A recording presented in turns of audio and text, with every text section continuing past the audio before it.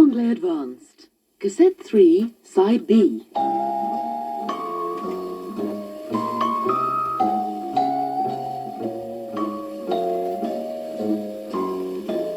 Give me your tired, your poor, your huddled masses yearning to be free. Thus goes the inscription on the Statue of Liberty, welcoming immigrants from all over the world with a promise of prosperity and freedom. We take a look at those for whom the United States is indeed a land of plenty, and we listen to a very different view of America. Then, from material dreams and nightmares, we go to the home of the biggest illusion industry in the world, Hollywood. But first, back to Earth, to some ordinary human beings. Or are they?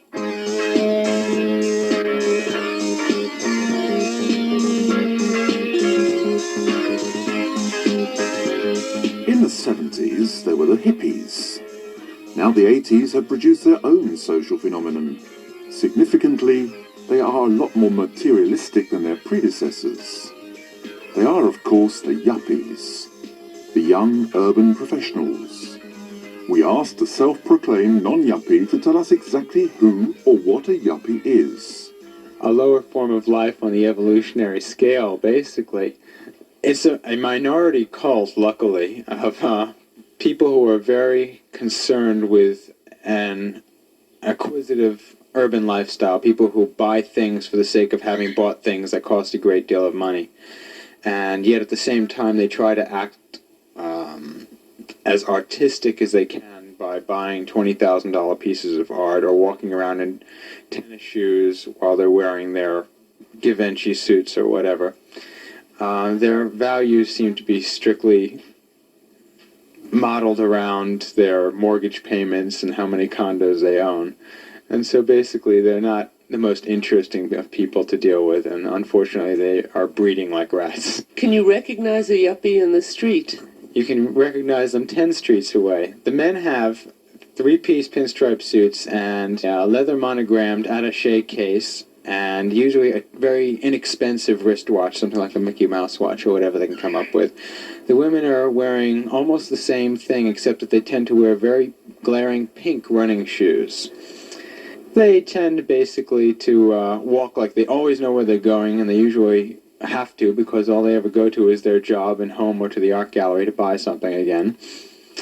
And so it's usually pretty easy to spot them on the street. Well, Seth obviously isn't a yuppie. In fact, he lives in New York in a small apartment with a parrot. That's the noise you could hear in the background. Well, parrots aside, how did you get on with his vocabulary? Listen. People who are very concerned with an acquisitive urban lifestyle. Repeat. Acquisitive. Does this mean Wanting to get lots of new things. Conformist. Wanting to get lots of new things. acquisitive, always wanting new things? From to acquire, to obtain, to get. For example, The nouveau riche tend to be acquisitive. Their values seem to be strictly modeled around their mortgage payments. repeat. A mortgage. Does this mean A salary. Money borrowed to buy your home. Money borrowed to buy your home. a mortgage, a loan to buy a house or apartment? For example, They got a $100,000 mortgage to buy a new house. and listen again to the sentence. Their values seem to be strictly modeled around their mortgage payments and how many condos they own. Repeat. A condo. Is this A kind of apartment. A kind of sports car. A kind of apartment.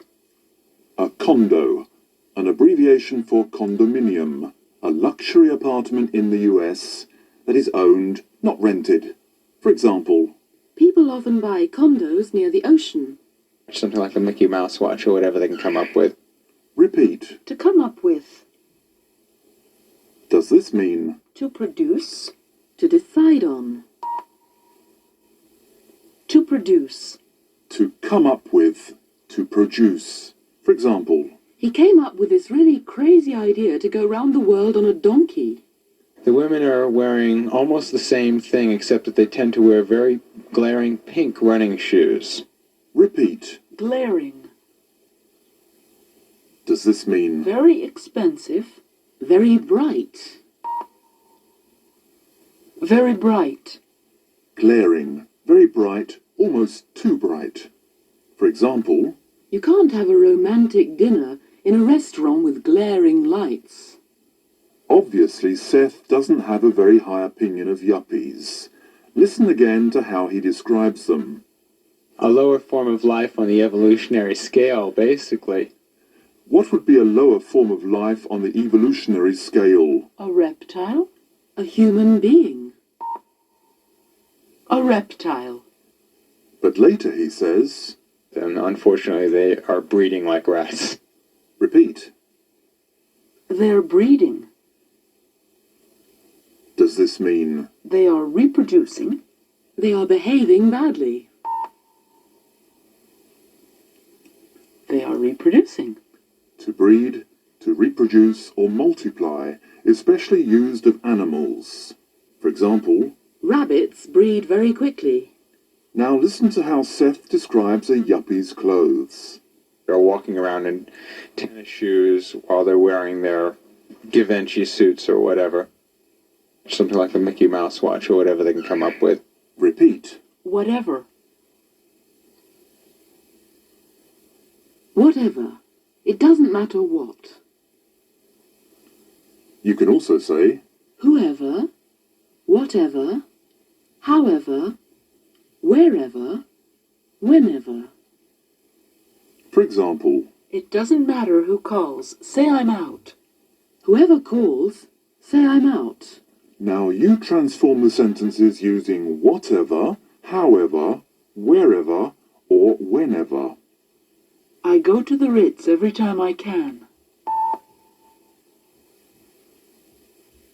I go to the Ritz whenever I can. Although she tried hard, she couldn't do it. However hard she tried, she couldn't do it. It didn't matter what job he did, he was always a success. Whatever job he did, he was always a success. He was loved everywhere he went. He was loved wherever he went.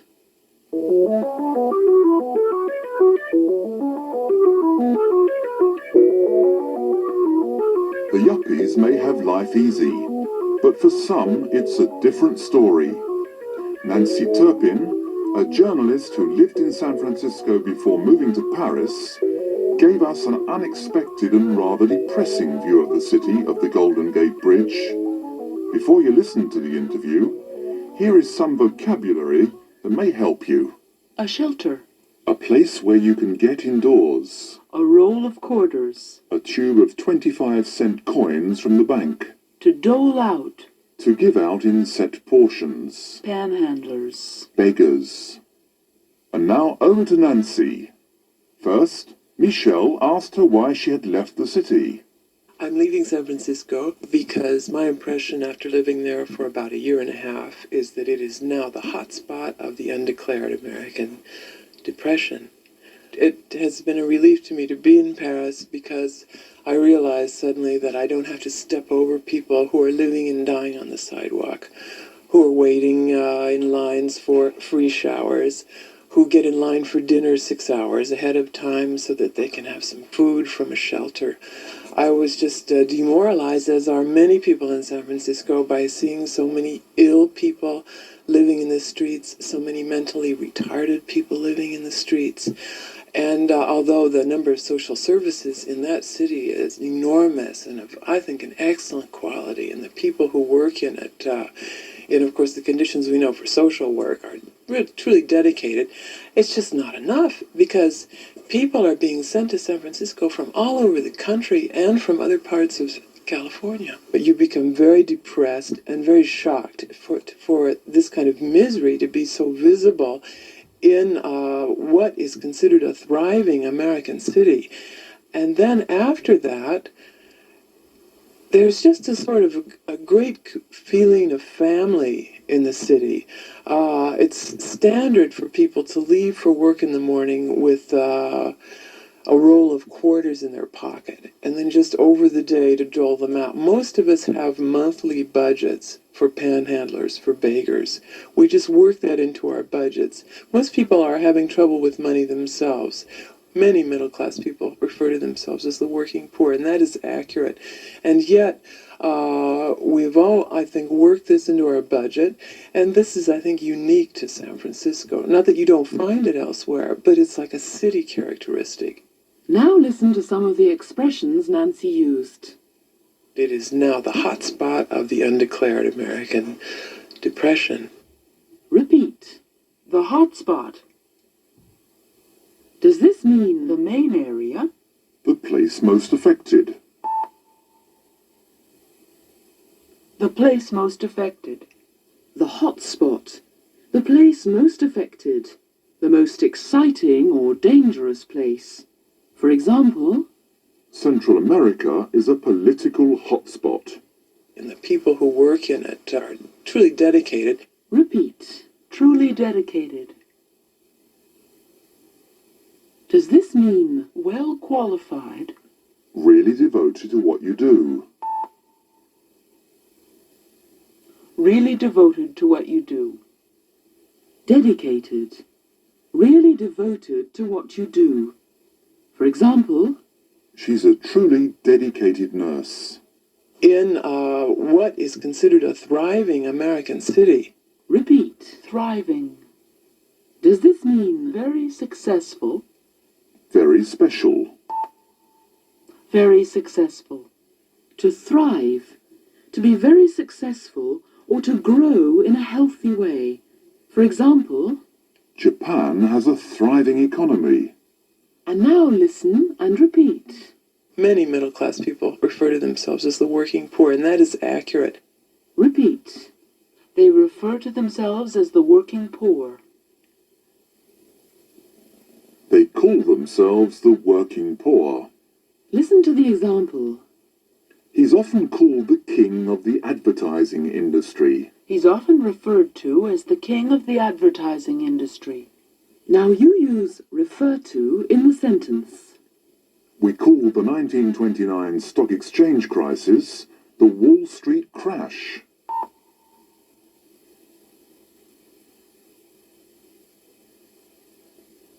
We refer to the 1929 stock exchange crisis as the Wall Street crash. Now see how much of the interview you remember.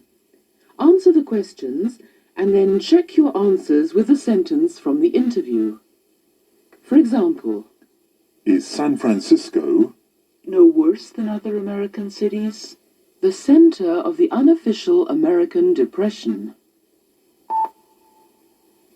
It's the center of the unofficial American Depression.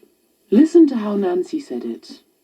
It is now the hot spot of the undeclared American depression. Now you do it. are people being sent to San Francisco? Just from the West Coast, from all over the U.S. From all over the U.S. Listen.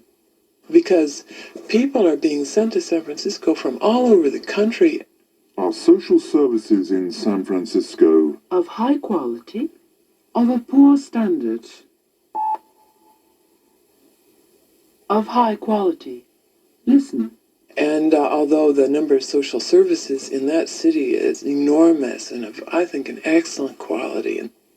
Are people who live in San Francisco Generous to beggars, fed up with beggars.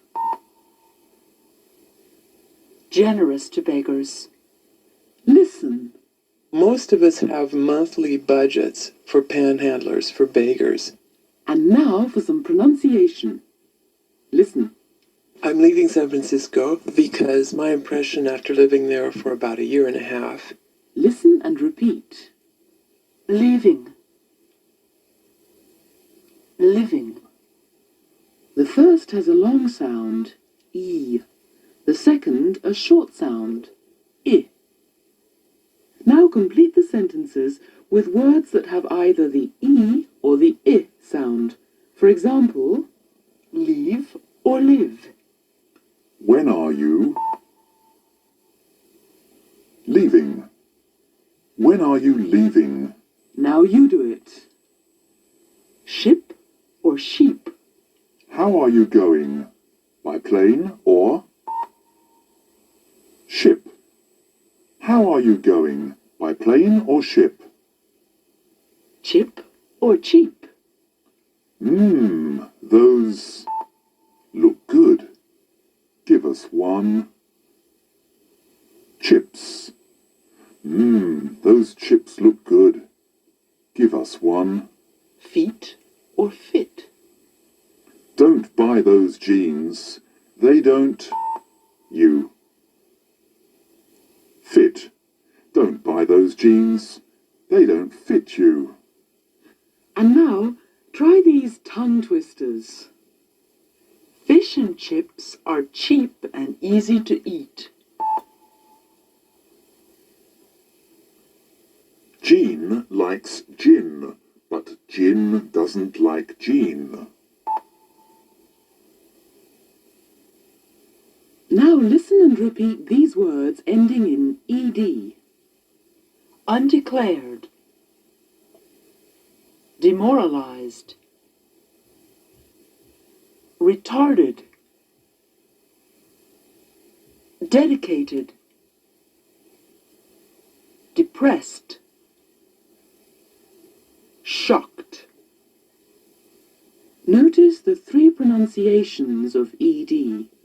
De, te, and id. Now form the past tenses of the following verbs, paying attention to the way you pronounce each one. For example, Cook, cooked. Now you do it. wait, Waited. clean, Cleaned. watch, Watched. spoil, Spoiled. stop. Stopped.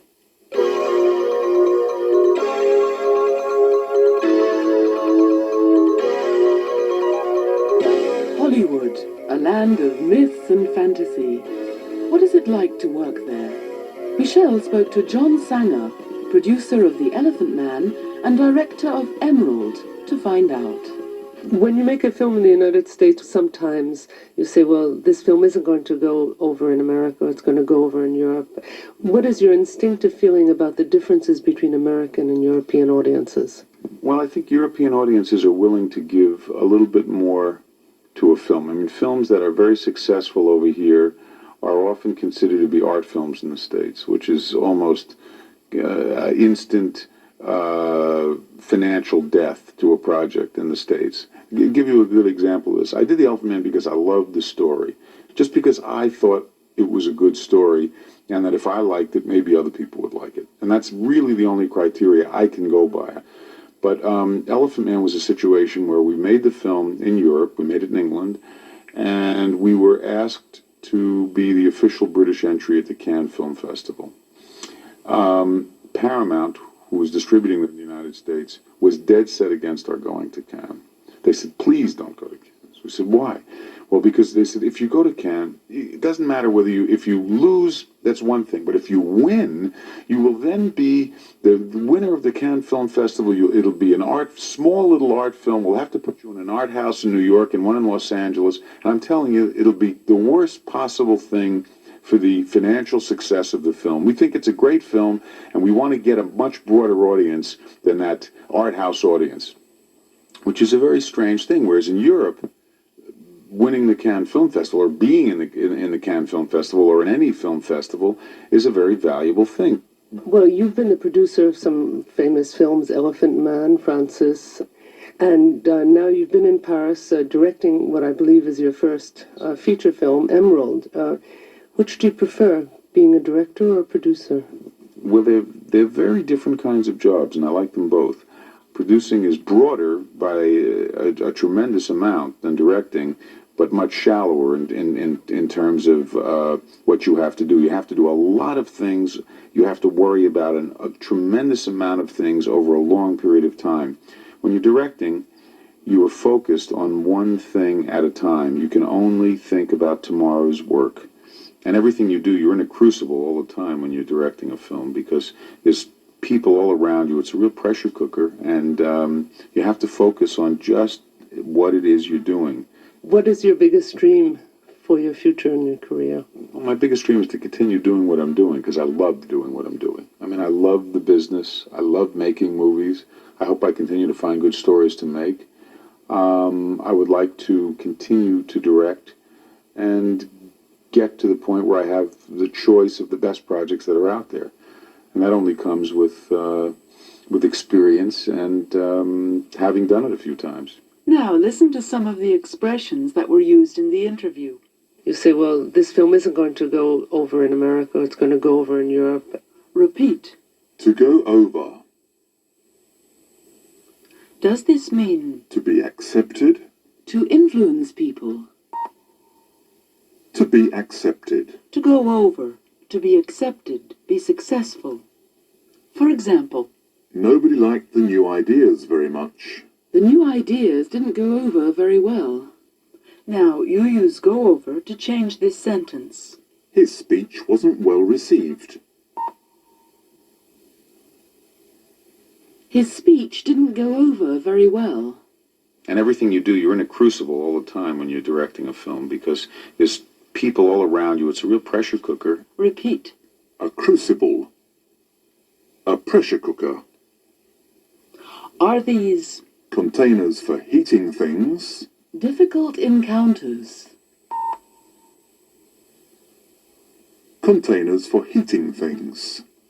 A crucible is used for heating metal, and a pressure cooker cooks food under pressure.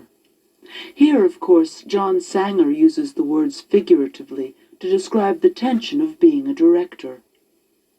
Now listen to how John Sanger's voice changes when he gives people's exact words.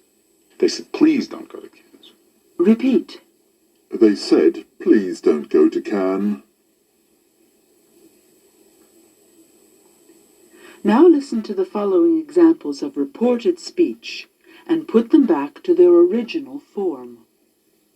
For example, He asked me not to go. he said, please don't go.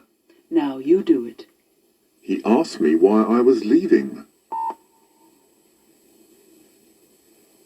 He said, why are you leaving? He told me to get out at once. He said, get out at once. He told me to come back. He said, please come back. They said she'd be sorry. They said, she'll be sorry. And now let's get back to the film business. It's all very well to direct a film, but what is it like to act in one? We went to the film set of The Doctor and the Devils at Shepperton Studios in London and talked to Louis, an actor, who told us that being in the movies was not quite as glamorous or as exciting as it sounds. You've got to keep yourself occupied, because you could get very bored hanging around, but it's nice to have fun. What do you do to keep yourself occupied? Oh, I annoy people, I should think. When you're working on a film like this one, do you have an overall sense of the film, or are you really honed in on your role? I think you do. The most sensible thing to do, you read the script every night, from cover to cover. Go through it very quickly, so that you always keep in mind any changes that have happened, because you start off with the script, then suddenly you start to get yellow pages sent to you, so you have to insert those and take the old ones out. And then you get blue pages, and then you get green ones, and black ones, and you go mad. You have this rainbow-coloured script, so the original script that you have is totally different to the one you finish up with. And what about the competitive nature of the film industry? Some people will do anything to get a job. We asked Vicky Pollon, a film director, why she had chosen such a difficult career. I do it because I have to do it. I have this, uncontrollable need to create a little world. But to be in the film business is not easy. It's very costly, it's very difficult, it's very competitive. This is a couple of years back, and I had a meeting with a producer. He was in New York scouting women directors, okay, which I am one. And I had a script, and we had a very good meeting, and he wanted to see me again the next day because he had another one coming in. Blah, blah, blah. And he said, can we continue our meeting tomorrow? So I said, sure. So he calls me in the morning, and he says, look, I've got to go back to California. I'm sorry, I'm going to have to cancel our meeting. So I said, oh, really? When are you going back to California? And he said, well, I'm on Pan Am flight, at 6 o'clock. I said, really? Isn't that incredible? I'm on that flight. This is really a coincidence. He said, are you? And I said, yes, 6 o'clock, right? And he goes, yeah. And I said, well, I'll see you tomorrow on the flight. I call up Pan Am. I make a first-class reservation because the guy is flying in first class. I don't even tell my agent. I show up at the airport. I get in on the plane. I get on first class. There he is sitting there in another seat, and about 20 minutes into the flight, he calls me over, and we continue having our meeting. We talk for like 3 hours, and he says, you didn't do this just for me, did you? And I said, are you kidding? I have to be in California. And we have this very long meeting. I get off the plane, I call my agent, and I tell her I'm in California. This was a Sunday night. What the hell are you doing in California? You have a meeting in New York tomorrow morning at 10 o'clock. I literally got on the next flight back to New York. Now listen to some of the expressions that Louis and Vicky used. But the most sensible thing to do, you read the script every night, from cover to cover. Repeat. The most sensible thing. Does this mean The most perceptive thing. the most practical thing? The most practical thing. Sensible, practical, something that makes good sense. For example, she's not at all romantic. She has a very sensible attitude to life. It's very costly, it's very difficult, it's very competitive. Repeat. Costly. Does this mean Expensive. demanding, Expensive. costly, expensive? For example, that was a pretty costly mistake. We nearly lost all our money. When I said, are you kidding? I have to be in California. Repeat. Are you kidding? Does this mean Are you joking? are you crazy? Are you joking? Kidding, joking. For example, I hope you're only kidding when you say I have to be there at 5 in the morning. The expression, are you kidding, means that you don't really believe what has just been said. If you do believe what has been said, but want to express your surprise, you can say, no kidding. Now listen and repeat each of these expressions again, paying attention to the intonation. You must be kidding. You must be joking. No kidding. Now listen and repeat another expression you hear all the time in the States. That's tough. For example, we lost a lot of money. That's tough. We could also say, that's too bad.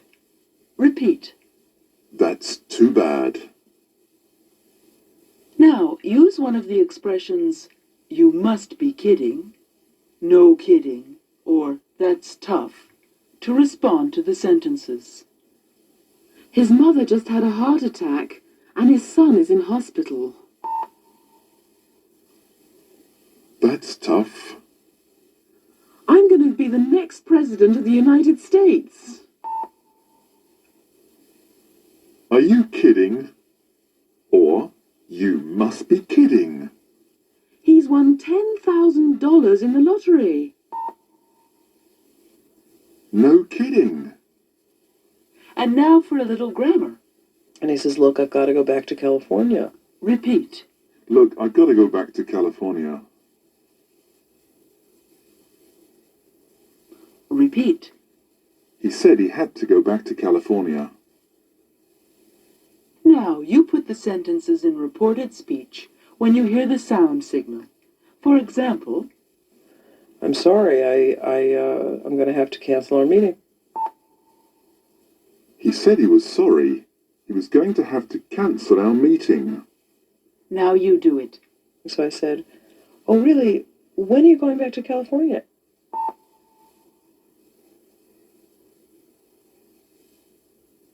I asked him when he was going back to California. And he said, well, I'm on Pan Am flight, at 6 o'clock.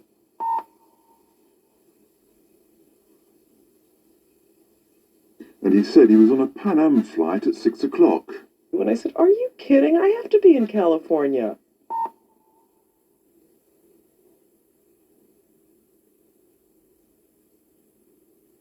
I asked him if he was kidding. I told him I had to be in California. And now we say, that's the end of Auto Anglais. No kidding. That's it, folks. Happy travelling.